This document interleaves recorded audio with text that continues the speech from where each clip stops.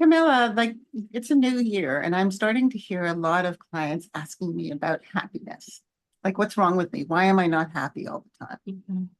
Yeah, Is that happening to you? I do hear that, especially as Blue Monday is coming up, and that's a part of the conversation. A lot of clients are talking about seasonal affective disorder and wondering if they have symptoms of that. But the reality is, and what we're going to be talking more about today, is that happiness is not a baseline. We're not meant to be happy all the time, and most of us aren't. There's the ups and the downs. Absolutely. And I think that there is this sensation that we should be happy. And I don't know whether that's just sort of been around for a long time or whether social media makes it even more so, Mhm. right? Because everybody else is doing all this amazing stuff and I just get up, go to work, come home, right? I mean, and my life isn't that exciting. So therefore I shouldn't be happy because Mhm. I'm not the same as everybody else. But that's not true. Exactly. Content shared on Therapy Inspired is for informational and educational purposes only. Listening to this podcast or engaging with our content does not establish a therapist-client relationship. While we draw from our experiences as psychotherapists, we do not reference specific clients or confidential cases. Some of the topics we discuss may be emotionally activating, and if you find yourself feeling overwhelmed, we encourage you to pause, take care of yourself, and reach out to a mental health professional in your area for support. Your well-being really matters. Welcome back to Therapy Inspired Podcast. I'm Darby Crosby. I'm a registered psychotherapist and a registered marriage and family therapist, and I have a virtual practice here in Ontario. I'm Camila Osman. I'm a registered social worker and a psychotherapist. I have an in-person practice in Bowmanville and I see clients throughout Ontario. Today, we're talking about happiness not being a baseline. And as we were talking about, social media tends to increase this idea of we should be happy.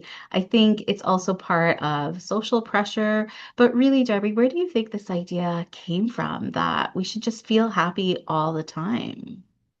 I think it's about sometimes when we don't feel great, our friends don't know how to handle it, right? And so they say, oh, don't worry, be happy, that whole sort of slogan.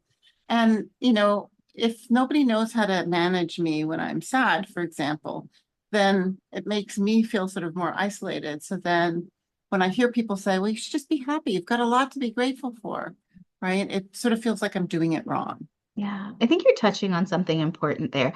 Many of us can feel uncomfortable when our loved ones aren't happy, when we know that they aren't, not necessarily their baseline, but when we know that they aren't themselves, when we see them struggling, it creates pain for us too, because we love and care for them. And so those well-meaning statements, such as, let it go or it will be okay, those reassurance comes from a good place, but often it's experienced as minimizing or even judgment. There are bigger problems in the world, and I'm worried about, this little piece.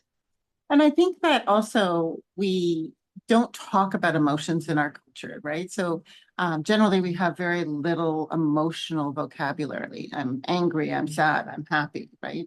And since sad, or fear or irritation is not positive, Mhm. right? We tend not to sort of look at those things. And so happiness is sort of the default, Mhm. and I don't think that's fair because if we didn't have sadness, if we didn't have grief, we didn't get overwhelmed. We wouldn't be able to appreciate those times in which we've sort of reined things back in and gotten things under control and feel better about our lives. Yeah, and I think that dialogue is important, even though it is cliche. I will say, I know a lot of people sometimes will roll their eyes when they hear a therapist say things like, "Of course, if we didn't have sadness, we wouldn't know that joy." But the reality of when we can accept, when we recognize like the ups and downs are very natural, then we become less distressed by the ups and downs. When we're in Absolutely. a low, it's not giving in to the low, but it's recognizing like this low is a low that can come on. And sometimes nothing at all brings on that low. As I mentioned, seasonal affective disorder, sometimes we know there are things that might be leading to how we're feeling, but other times it might come out of nowhere. I don't know why I'm feeling what I'm feeling today. I just feel how I feel. But it's Mhm. remembering that mood is transient. It does come and it Right. will pass. And I think it's about giving us ourselves a break. Like Mm. it's like you're right. These moods are transient, and we need to sort of say, oh, okay, so today I'm flat. Today I'm not my best. Yeah. And that's okay. Like, and we need to give ourselves a little bit of a break. I think there's still way too much pressure on us being productive all the time Mhm. and, proving our worth Mhm. instead of just being able to sort of accept ourselves. Right. And proving your worth with happiness. I saw this a lot over the holidays where people feel that pressure to show their family pictures, show what's happening for them, what festivities are they going to, what presents did they get, what exciting Mhm. party are they enjoying because they see others posting some of that highlight. And to a degree, that can create community, that can create connection, but it can also bring in that compare and despair that we've Right. talked about in the past.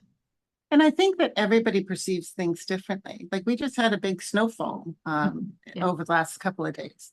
And for all the skiers, snowboarders, and winter enthusiasts, they're like flying high because this is amazing. Now we have good snow and we can ski and we can do all those things that give us joy. And for those of us that like to hibernate in the winter when the snow comes out, it's not quite as fun. It's not quite as exhilarating, right? So I think that sometimes it's all about perspective, Mhm. and how we're viewing today in Yeah. terms of, how we feel sometimes. Yeah. Yeah. So what I'm hearing is permission giving, allowing ourselves to feel the emotions that come up, not judging ourselves for feeling Absolutely. the emotion that we feel. So not the why am I feeling so low or why can't I shift how I'm feeling? And then at the same time, it's knowing that there is a toolbox to support us, that if we are feeling stuck in an emotion, and we would want to do something else but are feeling stuck in there, there are things that we can do to shift. What would you say to someone who says that I am feeling low, but I don't want to just spend the day in bed. I want to be able to socialize. I just don't have that mindset. And so again, it'd be sort of an exploration about, so you want to socialize. Okay, how come? What does that give you? You don't have the mindset. What's blocking you?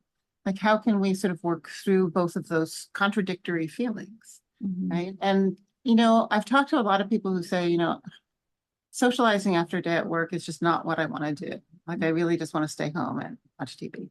Mhm. But then they get dressed and they go out and they have a good time. So sometimes it's just that anticipation of, going out and doing something, and maybe I'll have a good time, maybe I won't. So, if socializing is your way of picking yourself up, then it's just about sort of saying, okay, that's what I'm going to do. And maybe I won't be the life of the party today, Yeah. but I'm still going to be with people. Yeah, yeah, I like that kind of a compromise with yourself in some ways.